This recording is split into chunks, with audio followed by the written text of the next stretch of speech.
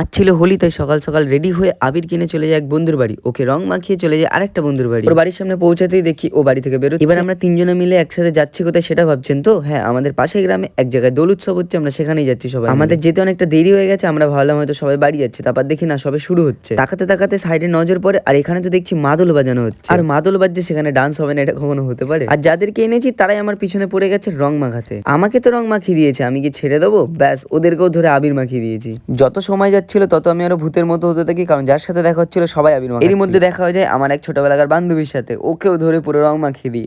বেচারা তো খুবই খুশি। এরপরে চলে যাই সবাই মিলে একসাথে ডান্স করতে। দেখো বন্ধুরা, ব্লগ বানাচ্ছি, ক্যামেরা অফ করবো সেটা তো কখনো হতে পারে না, তাই ক্যামেরার সামনে দু চারবার নেচে নিই। প্রায় 1 ঘন্টা মতো ডান্স করার পর রোদের মধ্যে আমরা হাঁপিয়ে যাই, আর আমার এই বন্ধুরা বসেই পড়ে লাস্টে। যত সময় যাচ্ছিল তত আরো লোক বাড়ছিল, এত লোক হবে আমি তো কখনোই ভাবি। এখানে প্রোগ্রামের পর প্রোগ্রাম চলতে থাকে, আর দেখা হয়ে যায় এই দাদাগুলোর সাথে, এই দাদাগুলোকেও রং মাখিয়ে। ফাইনালি আমরা তিনজনা ভূত হয়ে চলে আসি বাড়ির দিকে। চলো বন্ধুরা, টাটা, দেখা হবে পরের ব্লগে।